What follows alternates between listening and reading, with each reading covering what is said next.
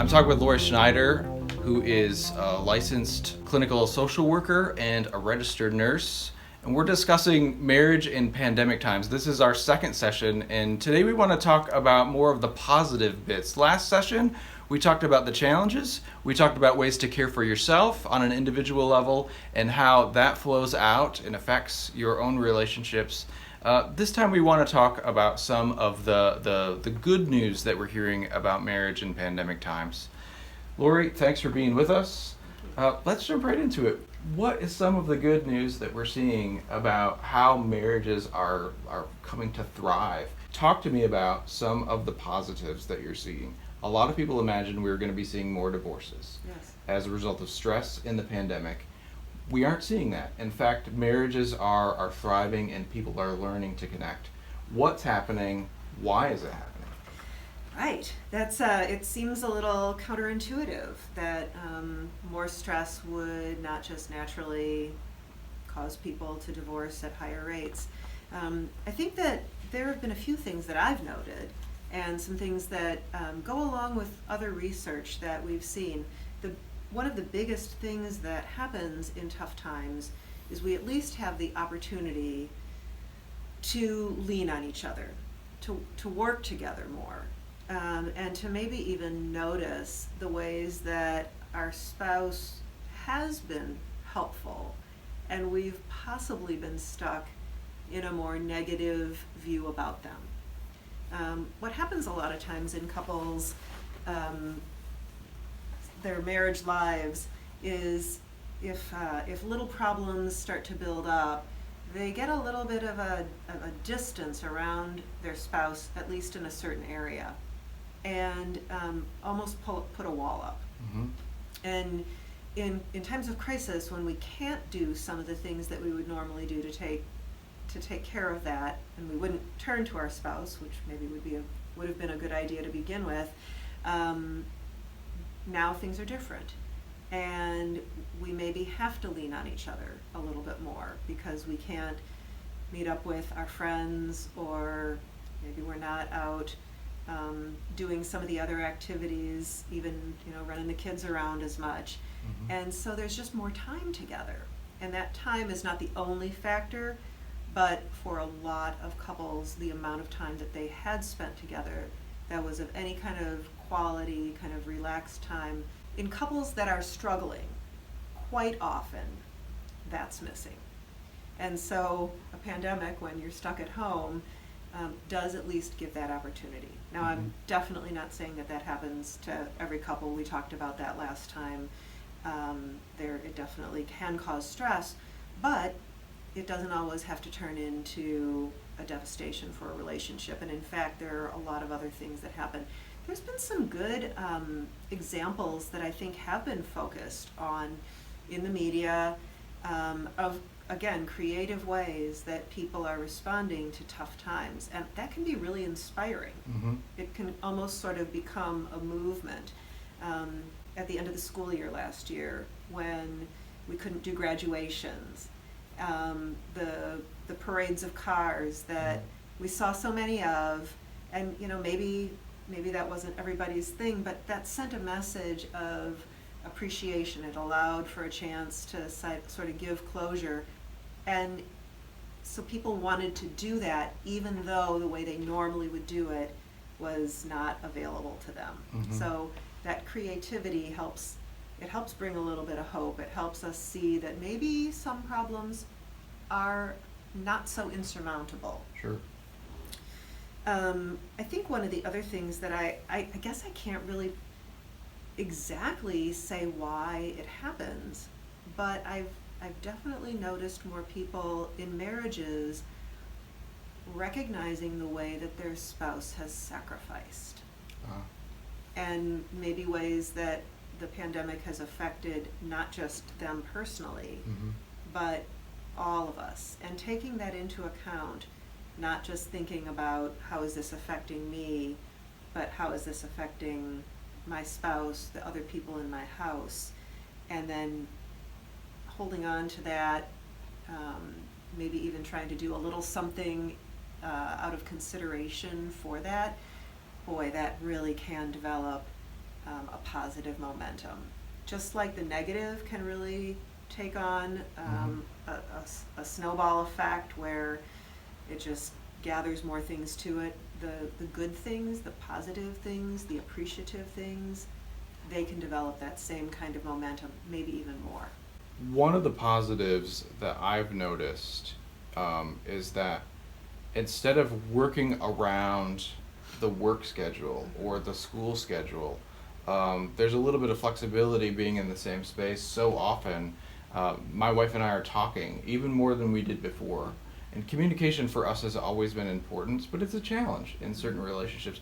Talk to me about the benefit of communication just in general. Verbalizing, sharing, planning together.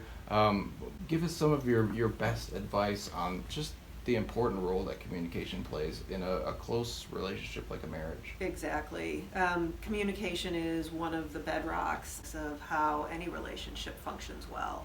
In these pandemic times, because so much isn't routine, I do believe that many couples have had to do a lot more talking and negotiating. And, where everybody has to give a little bit, but maybe also a little more focused on, okay, what do you need? What do you need? Let's figure out how we can pull this off. What do the kids need? And so that communication is more collaborative. The other side of that is when we kind of feel like we're just on our own and we kind of have to hold on to what we need and aren't necessarily even thinking so much about what it's like for the other person and what they need. So that's definitely one of the advantages in this time. There's a focus that you sort of mentioned too, where it was about work or sometimes even about the kids and their schedules or what other demands might be out there. And for maybe some sort of understandable reasons, I think the pandemic has turned us a little bit more to some of the things that are beyond that, like our families. And we really do have to take some extra steps to care for them now. And as a result, we are. And relationships have that same opportunity. So you're talking about the sense that the pandemic seems to have reordered our priorities. Our priorities. Yeah. Exactly. Very good. Right. And so you're saying the pandemic then has made the people that we're closest to perhaps more important than the things we were about before. The busyness of the kids, getting them to everything, building a successful future for them, or achieving our own success somehow via a job or whatever it might have been that we were pursuing. Right. And devoting the time to. Right. And it's, I think I wouldn't necessarily say that it's happening for everyone, but for the people that are doing well, that the pandemic has it hasn't been as big of a negative effect, those are some of the reasons why. But that reordering of priorities is something that many couples struggle with at any time, for all different reasons. We sometimes start off with really good intentions in our marriages, that we're always going to love each other, and those promises we make on our wedding days we really mean. Yeah. And then all kinds of things get in the way. Life gets in the way, and we haven't always been taught or learned how to live with our priorities actually guiding our choices. A whole bunch of other things do. Whatever fire needs to be put out on any given day is sort of what grabs our attention first and foremost. And so something like a pandemic, and for many people, some things like a very serious diagnosis can have a similar effect on just taking a minute and really thinking about what your life is about, what does matter to you. That can be a little scary for some people if they don't have answers for that. I think as Christians, when we think about what we're told, what our faith means and what we're told, we have an extra advantage here as well. We are reminded that our purpose in life is bigger and different than what we do each day, or what house we have, or all the things that we spend so much of our time doing, and using the priorities that we're taught in our faith of our relationship with God, who we are to the people closest to us, and then also the family that we are around in church and in our community, whoever we interact with, whoever our neighbor is. Those priorities are really well established in the Bible, but we all forget about those as broken human beings. One of the things that I wanted to ask you to focus on was, I hope some of the people watching this aren't people that are struggling, but people who are interested in keeping their marriage healthy and always putting in the work to do that. Maybe we've even got some newlywed couples watching. Yep. Talk about the foundations, right? That what kind of conditions need to be in place for a marriage to thrive, especially in times of significant stress like we're living in now? Right. Some of the things that we've already talked about are based on the things that research has shown that some really dedicated people have found over time, and that again also coincide with what we're taught in Scripture. But John Gottman is one of the people who's done a lot of research. He and his wife Julie tracked couples for over 30 years and did research that kind of pulled out qualities of successful long-term relationships. And they're things that many of them are skills that we can learn, habits that we can cultivate and develop. And he talks about it like building a house. Okay. And a sound house, a sound relationship house, where the foundation is key. And if you're having problems on the second level, but you haven't addressed foundation problems, you're probably not going to be very successful addressing the problems on the second floor. So he talks about the ground level being knowing each other, actually updating what he calls our love maps, how we know who the other person is, what their hopes and dreams are, what their fears and insecurities and weaknesses are, what they did each day and that matters to them. And we do a lot of that when we're dating, most of us, many of us, but maps can get out of date. And in his research, couples that spend at least 15 minutes a day in more in-depth conversation, not necessarily about problems, but where they're actually connecting about their lives, that's one of those qualities that are present in long-term successful relationships. So for many people outside of pandemic times, they might and often do struggle to spend that time. And just because you're in the house together doesn't necessarily mean you do it either, but there's at least more of a chance. Sure. And then sharing fondness and admiration. That's the next level up, where we actually think about the good qualities in our spouse, the gift that our spouse is. And of course there are going to be downsides to everyone, but we have a chance to really remind ourselves and also remind them of their value to us. Turning towards instead of away is the next level, and we're not to the second floor yet. This is all kind of ground level foundation. Sure. So when we get our feelings hurt, when we're disappointed by something that our spouse does, when they're not necessarily as nice to us as we would like, it's easy to turn away. But in successful long-term relationships, they have a habit of repairing and turning towards. So that repair is really important too. And then the positive perspective is a combination of keeping some of those good things sort of front and center, but also staying hopeful. Hopeful in the ability to use communication to work through problems. Hopeful in our ability to grow and learn. And now comes managing conflict. And that's kind of the second level at the roof line, just below the rafters level. And so often we try to manage conflict at the very start when all of these other pieces haven't been well maintained. But as long as you do good maintenance on those lower levels, managing conflict is going to be much easier.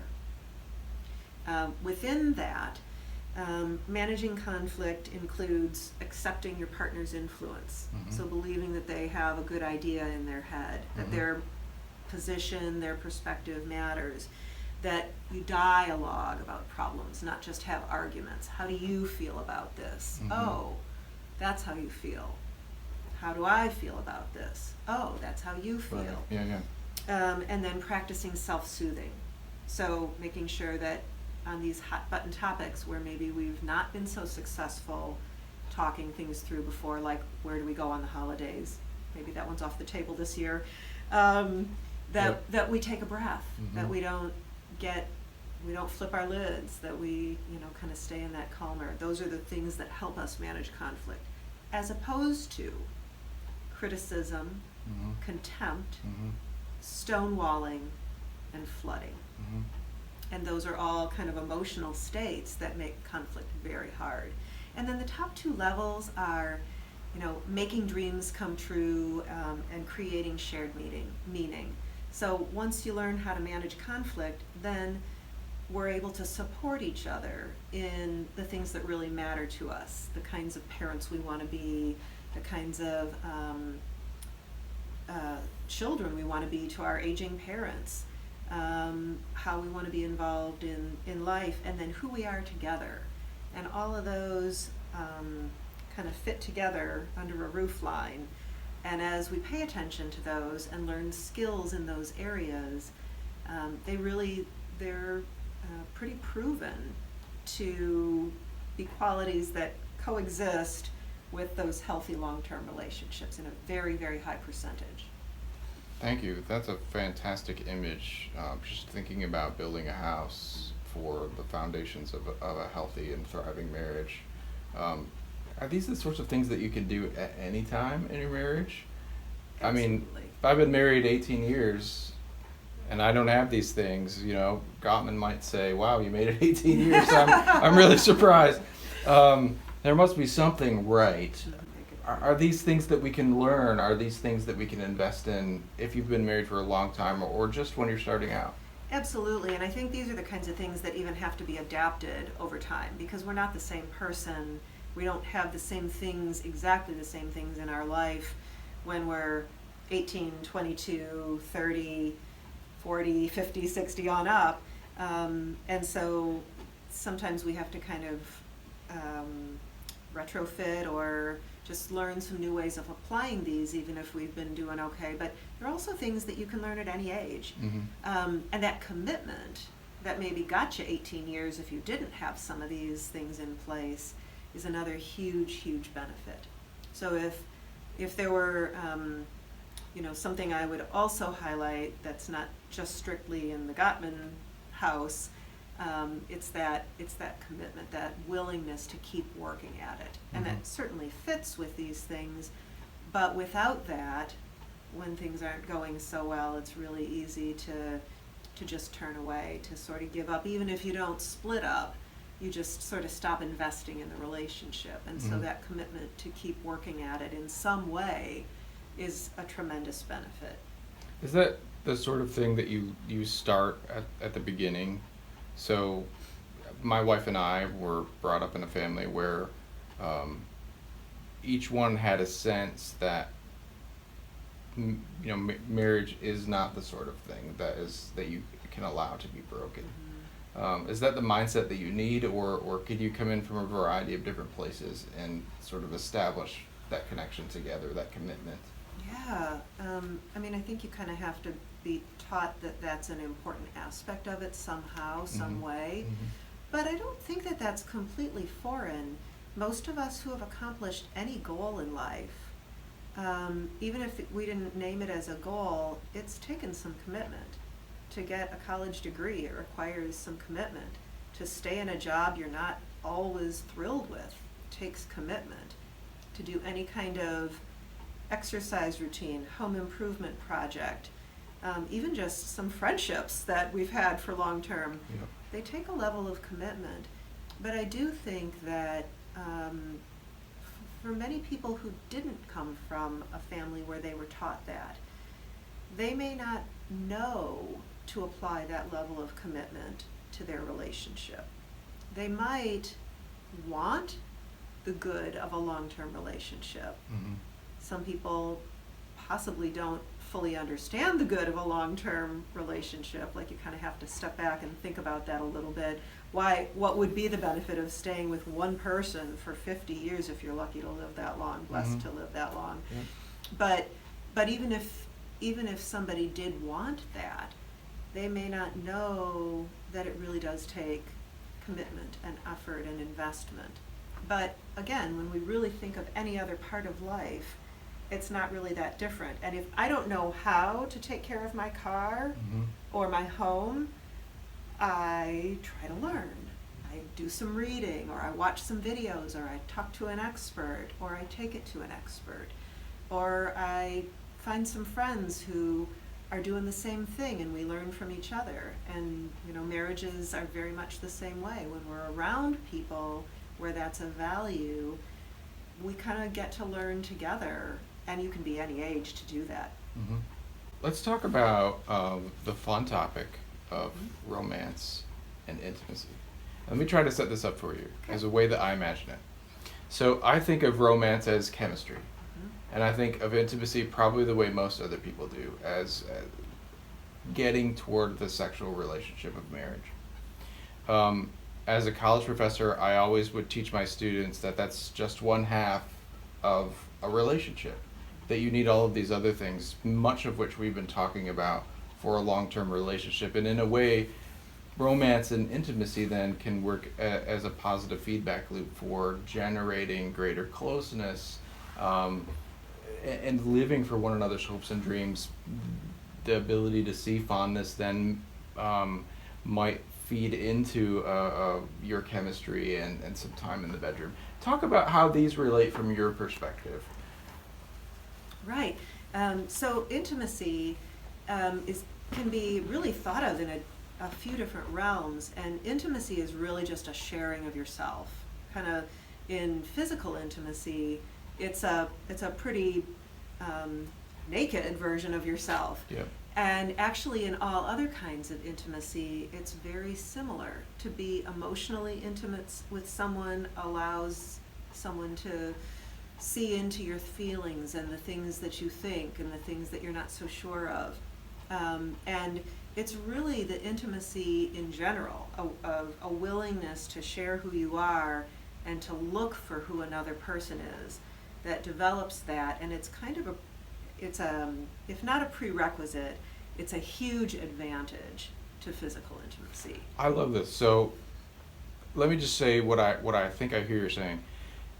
Intimacy is far beyond the bedroom, and we should imagine it in much broader terms. Right. That in fact I have intimacy with a lot of people, to the extent that maybe I let them see parts of myself and know parts of me, my hopes, my dreams, my fears, my frailties, that I don't let everyone else see. Exactly. And perhaps in the marriage relationship, there's one of the deepest kinds of allowing one another to see that part of you, right? Not just naked in the physical way, but completely taking off all outward masks that we might put on and letting them know us for who we really are to the best of our ability. Right.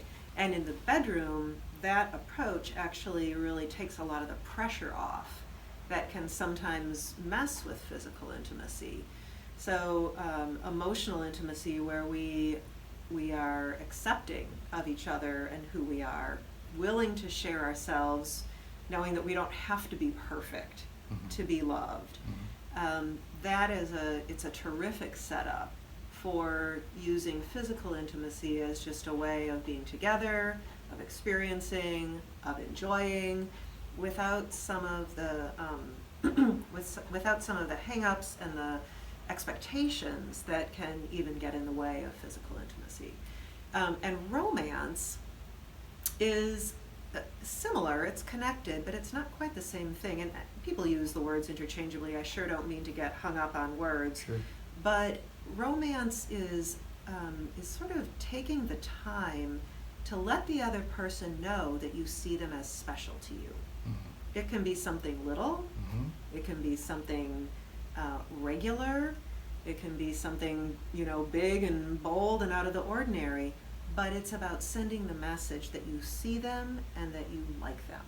that you desire them, that you want them to know that they matter to you. Mm-hmm. And so, in pandemic times, those things that maybe were a little bit easier or routine might have gone by the wayside, and that can be tricky if you had something that was really special to you and now you can't do that. Yep. But I think in many ways, minus the child care and other responsibilities that can get in the way of alone time, that creativity is probably a bonus to romance, not really a detriment. Mm-hmm. So thinking outside the box a little bit, how can we have movie night if we can't go to the movies? How can we have a dinner date night? You're probably going to do something different that takes a little more thought, and that sort of by definition adds some romance because it sends the message to the other person that they're worth investing time in. Mm-hmm. So romance can be, it doesn't have to be spontaneous, Mm-hmm. nor does physical intimacy, but absent-minded routine can kind of be more of a damper on it. Sure. So That makes planned, sense. intentional, no problem, Mm-hmm. but not absent-minded. Good. And that emotional connection as sort of the entry point for most people, even for males and females. That's what the research shows. It's a very, very important part. So feeling connected, taking time to connect in some other way before you take time for physical intimacy is definitely helpful.